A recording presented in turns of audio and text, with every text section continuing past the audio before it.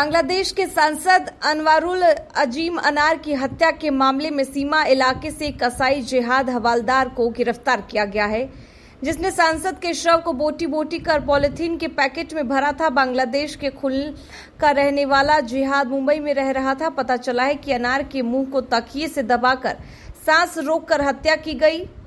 अनार के मुंह को तकिए से दबाकर सांस रोककर हत्या की गई। इस हत्या के मामले में गिरफ्तार 3 लोगों से हो रही है पूछताछ।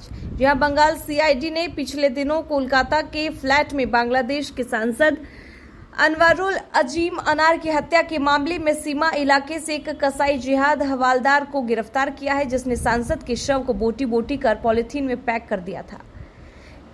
इस हत्या के मामले में एक महिला सेलेस्टी रहमान का भी नाम सामने आया है, जिसे सांसद को हनी ट्रैप करने के लिए लाया था। सेलेस्टी ने बांग्लादेश के सांसद के साथ दोस्ती की और उन्हें कोलकाता के न्यू टाउन स्थित उस फ्लैट में लेकर आई जहां उनका कत्ल किया गया। प्रारंभिक जांच से पता चला है कि उनके एक दोस्त ने ही उनकी हत्या के लिए लगभग 5 करोड़ रुपए की सुपारी दी थी। बांग्लादेश के गृह मंत्री असदुज्जामा खान ने बुधवार को कहा था कि 13 मई से कोलकाता में लापता सांसद की हत्या हो गई है। इस मामले में 3 लोगों को गिरफ्तार किया गया है। बंगाल पुलिस ने कहा था कि मामले की जांच राज्य सीआईडी कर रही है।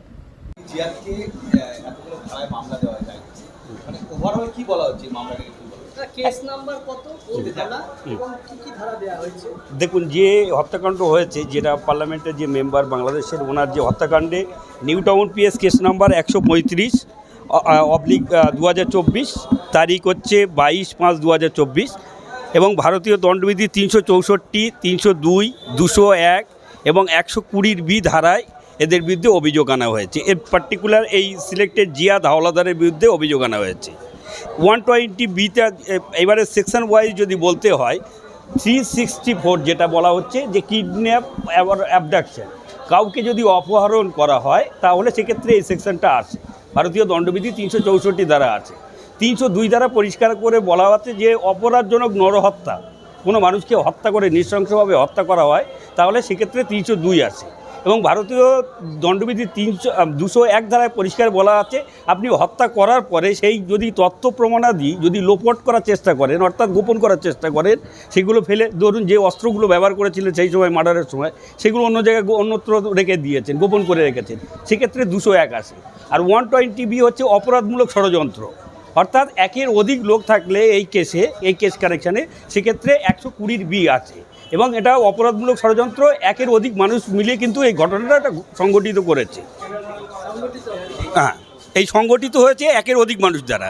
সুতরাং আজকে ফার্স্ট প্রোডাকশন হচ্ছে, যেহেতু সিআইডি মানে নিজেই অফিসার এখানে প্রোডাকশন করেছে অ্যালং উইথ পিসি প্লেয়ার, অর্থাৎ পুলিশ হেফাজতে যাবে। সুতরাং এই মুহূর্তে আমি বলতে পারছি না, কেস রেকর্ড না দেখা পর্যন্ত বলা যাবে না। আর এটা একদম সম্পূর্ণ গোপনীয়তা রক্ষা করে এই কেসটা ইনভেস্টিগেশন হচ্ছে। আর এটা যেহেতু একটা মানে আমাদের ভারতীয় সেন্টিমেন্ট জড়িয়ে আছে এই কেসের সঙ্গে, সুতরাং এই মুহূর্তে এই গোপন তথ্য একমাত্র তদন্তকারী অফিসার ছাড়া কেউই বলতে পারে না।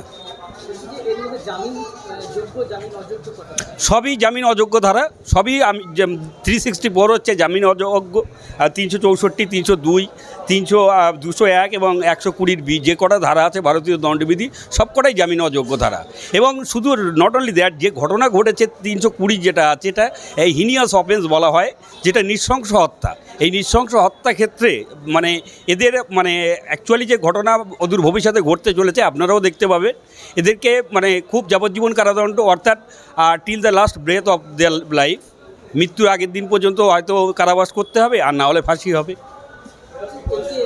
সেক্ষেত্রে তো তিনি বিদেশি এবং বাংলাদেশি একটা কুমারী, সেক্ষেত্রে কি যেহেতু পিওটা মানে দেখুন, আপনি যে কান্ট্রিতেই অফেন্স করুন না কেন, আপনার অপরাধ যে কোনো দেশে হতে পারে, কিন্তু দেখতে হবে কোন জায়গাতে হয়েছে। আমরা বলি প্লেস অফ অকারেন্স বা পিও বলা হয় যাকে, হ্যাঁ, কোন জায়গায় সংগঠিত হয়েছে। এটা যেহেতু আমাদের মানে নিউ টাউন পিএসের আন্ডারে, নিউ টাউন থানার অন্তর্গত কোনো একটা জায়গায় ঘটেছে, সুতরাং নিউ টাউন থানা থেকে এই কেসটা হয়েছে।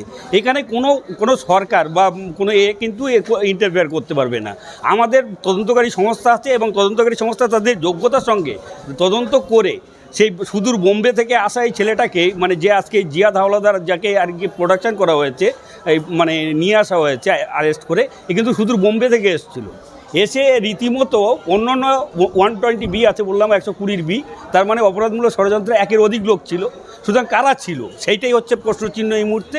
আর পিসি যখন পিরিয়ডে ওনার কাছ থেকে যত ডেভেলপমেন্ট হবে, কতটা উন্নতি হচ্ছে বা কেসে কতটা অগ্রগতি হচ্ছে, সেটা আগামী দিনেই দেখা যাবে। অর্থাৎ এই কেসে কে আরও ইনভলভ ছিল, কে আরও মানে এই যুক্ত ছিল, সেটা আগামী দিনে বলতে পারবো। কি দেখলে গত দুদিন ধরে এখানে? দুদিন ধরে তো আসা যাওয়া করছে, দেখি পুলিশি গাড়ি আসছে, দেখছি। সকালবেলা আপনারাও দেখেছেন পুলিশি গাড়ি সকালবেলা ঢুকলো ভেতরে। এখন কি আছে না আছে সেটা ওনারাই জানে। কি শুনেছেন কি? আর এই তো শুনছিলাম তো এখানে কিছু আছে, মনে হয় কিছু মারা খারাপ গেছে, তারপরে কিছু আছে। পুলিশ আসা যাওয়া করছে, নিশ্চয়ই মানুষ দেখছে এর ভেতরে কী আছে। তোমরা কি শুনেছো? এখনও আজও কোনো কিছু শোনা হয়নি। পুলিশ আসছে এটাই দেখছি। কবে থেকে পুলিশ আসছে? আমরা তো দেখছিলাম কাল থেকেই দেখছি। পুলিশ আসছে কত পুলিশ লোক? নিউটাউন থানা না বাইরে? এখন নিউটাউন থানা, এই সকালবেলা এখন নিউটাউন থানায় ঢুকলো, আপনারা সব ছিলে দেখলে, এই হচ্ছে। ভেতরে সার্চ করলো ওরা? সেটা আমরা বলতে পারবো না। আপনাদের কিছু জিজ্ঞাসাবাদ করে? না না না, সেটা জিজ্ঞাসা করবো। তোমার নাম? আমার নাম বাটুল সরকার। পুলিশ এসছে কি একটা খুঁজছে, দুজনকে দড়ি বেঁধে কোমরে নামিয়ে কি একটা খুঁজছে। মানে এখানে সব বলাকবা করছে যে বাংলাদেশের সংসদ যে খুন হয়েছে তার দেহ অংশ এখানে আছে, কিন্তু বোঝা যাচ্ছে না। এখন আমরা গ্রামবাসী আতঙ্কে আছি। হ্যাঁ হ্যাঁ, একজনকে দেখেছি যে কোমরে দড়ি বাঁধা ছিল, নিয়ে ওই খালে খুঁজছে, খালের আশেপাশে খুঁজছে কি জানো। 100 পুলিশ হবে। আপনার নাম? আমার নাম আরিফ হোসেন।